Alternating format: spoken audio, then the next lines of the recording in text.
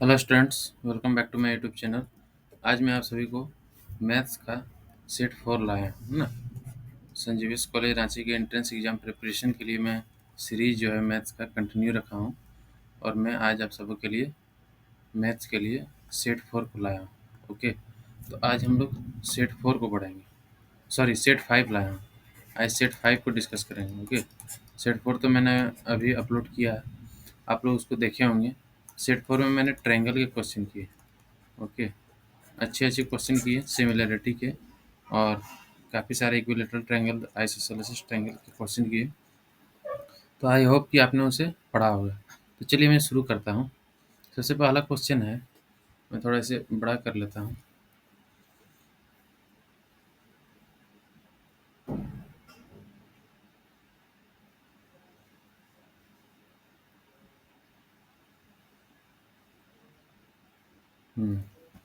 देखिए, if x1, x2, x3 dot dot dot xn are the observations of the given data, तो mean क्या होगा? तो mean क्या होता है? मीन यानी कि एवरेज। तो sum of observation divided by total number of observation, यही होता है। ये किसका फॉर्मूला है? मीन का। तो मीन का फॉर्मूला यहाँ पर ऑप्शन ए सेटिस्फाई करेगा। समझ पा रहे हैं ना बात को? देखिए, ये सही है। नेक्स्ट है मेरे पास, आप लोग इसे पहले ट्राई करना। ओके, देन देखना कि कितना मार्क्स आ रहे हैं आपके। If the mean of frequency distribution is 7.5, mean कितना है? 7.5, यानी कि 7.5 मीन है। और एफ आई एक्स आई यानी कि समेशन ऑफ, यानी कि सम दिया हुआ है 120 प्लस 3k, और divide by total number of observation 30 है। तो इसको इधर मल्टीप्लाई करोगे तो कितना होगा?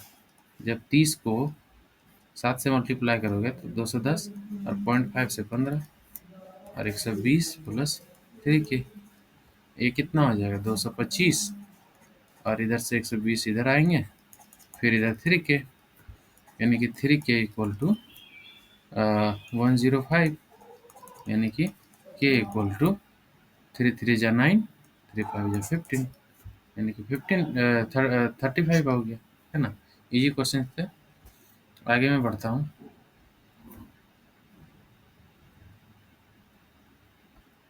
आप लोगों के लिए बहुत मेहनत कर रहा हूँ, आप लोग चैनल को सब्सक्राइब कर देना, ठीक है ना। काफ़ी मेहनत लगती है सारे क्वेश्चंस को तैयार करने में। The mode and mean is given by 7 and 8 respectively. तो मीडियन क्या होगा? देखो, ये बहुत इंपॉर्टेंट फार्मूला। मैं इसका एक ट्रिक बताऊँ आपको, इसको बोलते हैं इम्पेरिकल फार्मूला। Empirical formula. देखिए, आप लोग तो 10th पास कर गए हो और अच्छे से मतलब मार्क्स भी लाए हो, सबको तो पता ही होगा, पर मैं जिससे याद करता हूँ ना, इसे एक ट्रिक में बताता हूँ।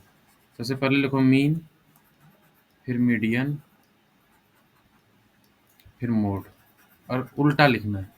सबको इधर से लिखता है, हम इधर से लिखेंगे, ठीक है। अब एक काम करते हैं, यहाँ पर इक्वल टू डालते हैं। देखो, मीडियन में कितने टोटल कैरेक्टर हैं अल्फ़ाबेट के? 3 3 6, यानी कि 6 का आधा कितना होगा? 3। इसमें टोटल नंबर ऑफ 4 है, तो 4 का आधा 2 होगा। देख रहे हैं ना, काउंटिंग करना, एम एक हो गया, ई एक हो गया। तो इस तरह से जो अल्फ़ाबेट्स है उसे काउंट करना है। तो ये शॉर्ट ट्रिक हो गया, मतलब याद करने का। ऐसा कोई ये नहीं है कि मतलब सबको याद नहीं होंगे, याद ही होंगे, पर जिनको याद नहीं है, और बीच में एक माइनस लगा देना। फिर से एक बार मैं बताता हूँ, मीन लिखना, मीडियन लिखना, और मोड लिखना, ठीक है।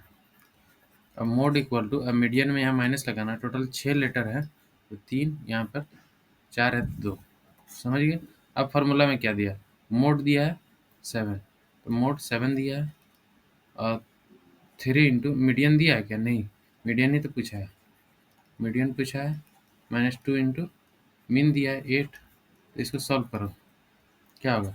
3 इंटू मीडियन इक्वल टू 7, और 8 दूनी 16 उधर जाएगा, कितना हो जाएगा? 16 4 20, और फिर 23। तो मीडियन बराबर 23, और ये 3 नीचे आएगा, क्लियर है? इतना इजीली बनेगा ना। मैथ सारे कंसेप्ट का चीज़ है, इसमें कुछ है ही नहीं। जिसको कंसेप्ट आता है वो घर से नंबर उठा के लेके जाएगा, जिसको नहीं आता है उसको बोझ ही लगेगा। इसलिए आप लोग ध्यान से पढ़ें, सीखें, ताकि एग्जाम में अगर क्वेश्चन आए तो आपको दिक्कत नहीं। मीन ऑफ डेटा निकालना, ठीक है? तो क्या होगा, 4 + 10 + 5 + 9 + 12 और टोटल नंबर 5 है। 4 10 14 14 5 19 19 और 9 28 और 12 40 40/5 यानी कि 8 आंसर होगा। क्लियर है? कोई डाउट नहीं होगा। Question number 4 done. Question number 5 median निकालने बोला। देखो मीडियन का क्या फॉर्मूला था, सबसे पहले ऑड टर्म है कि इवन टर्म है, टोटल नंबर। तो देखो 2 2 4 और 2 6, तो टोटल इवन है, तो यानी कि मिडिल से 2 टर्म लेना है, इधर 2 छोड़ देना है, इधर 2 छोड़ देना है ना। n/2 + 1 को लेना है ना। जैसे 6 है तो 6/2 यानी कि 3, और third term plus fourth term divide by 2 करना है। तो मैं यहाँ करता हूँ 16 + 17 डिवाइड बाय 2 यानी कि 31/2। मीडियन निकल गया। यहाँ पर मीन पूछता था, सबको जोड़ देता है, डिवाइड बाय 6 कर देता है। क्लियर है? आगे जो क्वेश्चन है ये 33/2, मेरा आंसर कितना आया था? सॉरी सॉरी सॉरी, यहाँ मैं ऐड गलत कर दिया। 33 होगा, 16 और 17 33, माफ़ी चाहूँगा। आगे जो है mean of first n natural number is 3n/5, the value of n। ये तो इजी क्वेश्चन है, लेकिन काफ़ी सारे बच्चे सोचेंगे mean of first n natural number दिया है, इसका मतलब क्या होता है। तो चलिए मैं इसको आपको समझाता हूँ। देखिए, सबसे पहले सबसे पहले तो फॉर्मूला आपको पता होना चाहिए कि मीन बराबर जो होता है sum of natural number divide by n होता है। और सम ऑफ नेचुरल नंबर को कैसे निकालते हैं? देखिए, सम ऑफ नेचुरल नंबर को निकालने के लिए हम लोग को फॉर्मूला है n × n + 1/2, है ना। 1 2 ऐसा करके जितना भी दिया हो और इसके बीच का सम निकालना हो तो हम लोग को सम का फॉर्मूला। देखिए, मीन ऑफ नेचुरल नंबर दिया है 3n/5, यानी कि आप लोग थोड़ा सा यहाँ स्पेस लेता हूँ, 3n/5 मीन दिया है, और सम हमको पता है n × n + 1/2 होता है। और ये n नंबर ऑफ टर्म इधर है, यानी कि नंबर ऑफ टर्म गुना होकर किधर जाएगा? इधर जाएगा नीचे से। यहाँ से n कट जाएगा, और यहाँ पे क्या होगा, 2 इधर गुना होगा तो 6n = 5n + 5 + 5। तो मेरे पास हो जाएगा n = 5। ठीक है ना, ऑप्शन नंबर सी। कोई डाउट नहीं होगा। यहाँ देखिए ऑप्शन नंबर सी। ठीक, क्लियर है? क्वेश्चन नंबर 7 में चलता हूँ। अरिथमेटिक मीन ये चारों टर्म का 10 है, तो बताओ ए का वैल्यू क्या है ना। ए का वैल्यू क्या है, बनाओ। अरिथमेटिक मीन दिया है तो इजी क्वेश्चन है ना। इजी क्वेश्चन है, यानी कि a+3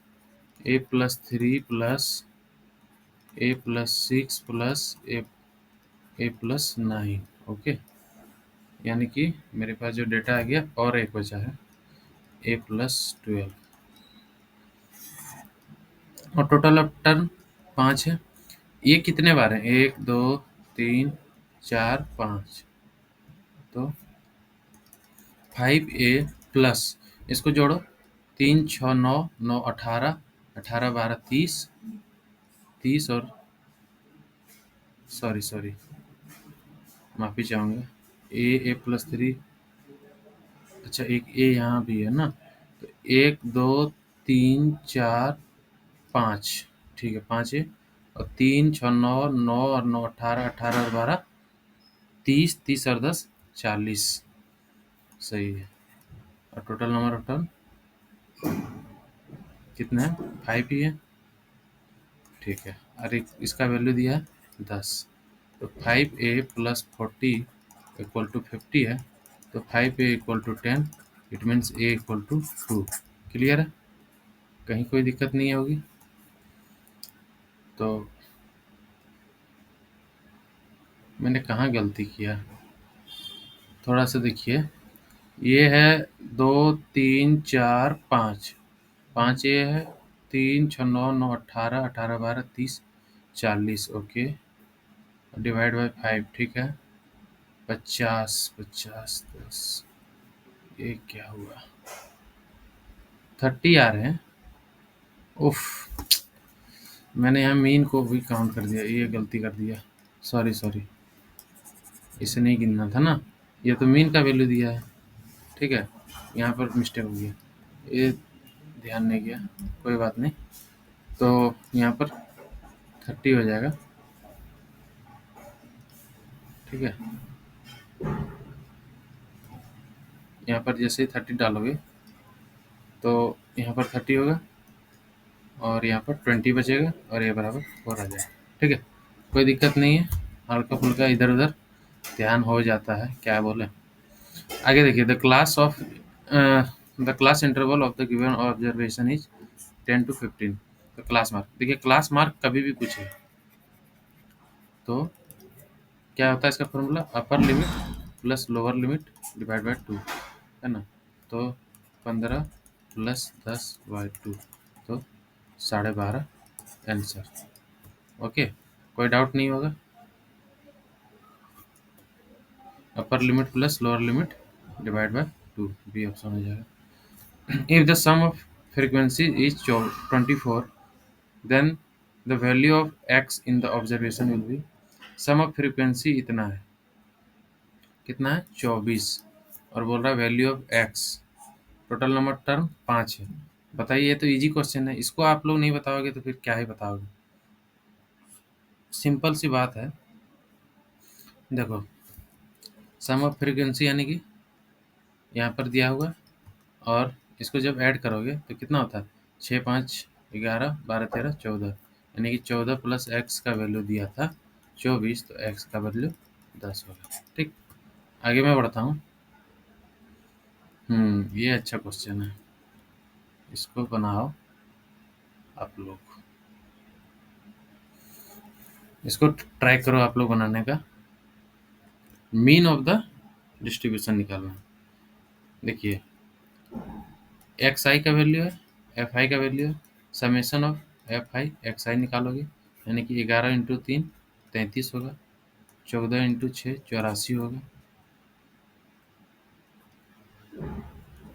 यहाँ 136 हो जाएगा, यहाँ 140 हो जाएगा, और उसके बाद डिवाइड बाय एफ आई करोगे, तो मैं इसका डायरेक्ट बता देता हूँ। देखिए, यहाँ पर मल्टीप्लाई किया है, वैल्यू निकला है, इसी तरह से सबको मल्टीप्लाई किया गया है, और ये जो टोटल नंबर ऑफ टर्म जो निकले हैं ऑब्जर्वेशन वो 24 निकले हैं, और यहाँ सम 393, 390/24 16.4 आंसर आया, ठीक है ना, ये क्वेश्चन है, इस तरह के छोटे मोटे डेटा में आप लोगों को एग्जाम में मिल सकता है। देखिए, ये अच्छा क्वेश्चन है, construction of cumulative frequency table is useful to determining median, median में ही ना सी एफ का वैल्यू निकालते हैं, पता ही होगा आप लोगों को।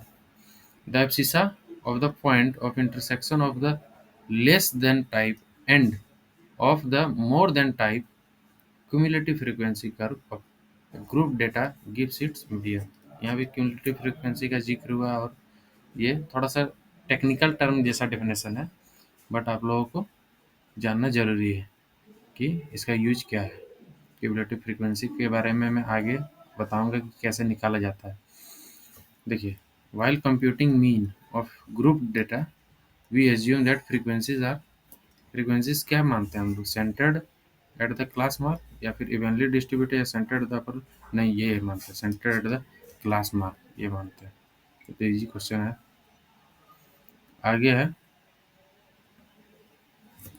Consider the following frequency distribution of the height of 60 student of A class, total 60 student है क्लास के, तो देखिए नंबर ऑप्शन 15 13 10 ऐसे करके 60 स्टूडेंट है टोटल मिला के, तो बोल रहा है the sum of the lower limit of the modal class and the upper limit of the median class, तो मॉडल क्लास कौन है जो सबसे ज़्यादा रिपीट होता है, यहाँ मोड कौन सा क्लास निकला, 150 से 155, और इसका लोअर लिमिट लेना है, तो लोअर लिमिट जो होगा तो ये 150 हो गया, यानी कि एक वैल्यू निकला। अब हमको अपर लिमिट ऑफ मीडियन निकालना। मीडियन निकालने के लिए सबसे पहले क्यूमुलेटिव फ्रीक्वेंसी निकालना होगा। चलिए मैं यहाँ से बता देता हूँ। क्यूमुलेटिव फ्रीक्वेंसी निकालने का तरीका क्या है, देखिए। सबसे पहले जो नंबर दिया है उसको लिखिए, देन इधर से ऐड कीजिए। 15 + 13 28, फिर इधर ऐड कीजिए, फिर इधर ऐड कीजिए, फिर इधर ऐड कीजिए, फिर इधर से ऐड कीजिए, तो 60 हो गया टोटल नंबर। स्टूडेंट वेरीफाई ये 60 थे। अब जो बोलता है इसका फॉर्मूला है n/2, तो 60/2 यानी कि 30 या उससे ज़्यादा कहाँ पर अप्रोच कर रहा है, तो 38 अप्रोच कर रहा है। तो ये हमारा मॉडल क्लास हो गया। अब हमारा जो मॉडल क्लास आया है ना, ध्यान से देखना, मॉडल क्लास जो आया वो 160 से 165 आया, ठीक है।